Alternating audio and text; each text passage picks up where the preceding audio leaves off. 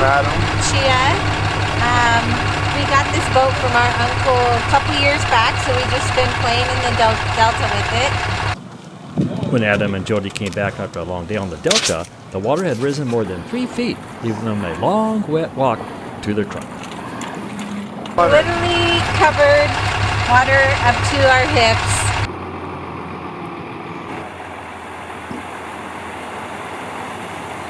I knew there was a high tide and But not a king tide. a deep low tide, but I've never launched out of Rio Vista, so didn't know it was going to be this bad here. This is an annual phenomenon.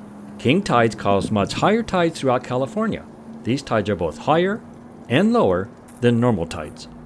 King tides are the highest tides of the year. Celestial orbits are elliptical rather than perfectly circular, so when the Sun, Moon, and Earth are in direct alignment at the perigee of the orbit, for example, when the Moon is closest to the Earth, the gravitational pull is exceptionally high, with the result being exceptionally high and low tides. In the San Francisco Bay Area, during our king tide realm, we typically will see the tides reach into the 7-foot range. As the Chias found out, you can't always see the effects of the king tide out on the water. But here at the Rio Vista boat launching facility, it's more obvious. During a normal tide, you should be able to walk right out to the boat launching tie-down dock without getting your feet wet. The amazing part about king tides with the Delta in particular is we often forget that the ocean doesn't stop at the Golden Gate. The ocean continues on continues up the Russian River, the Napa River, way up the Delta, all the way out into Stockton. There are many factors that determine the height of water in the Delta. The lunar, or cycle of the moon, is at the base of the variances. We're on solid surface, but the ocean is a fluid, and the Earth spins. And so as the Earth spins, the land mass and the ocean all just want to stay in place on the Earth. Okay. The land mass, no problem, because we're attached. But the ocean kind of gets ripped out from under it, and so it's constantly needed to try to play catch up. King tides can range from an annual oddity to an actual threat. King tides definitely matter when it comes to flooding.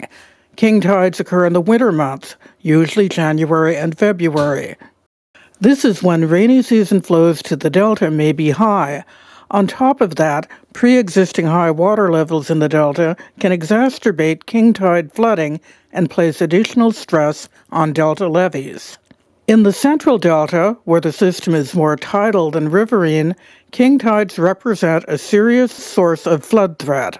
The water levels rise, and sometimes wind can create wave action that combined puts pressure on the levees.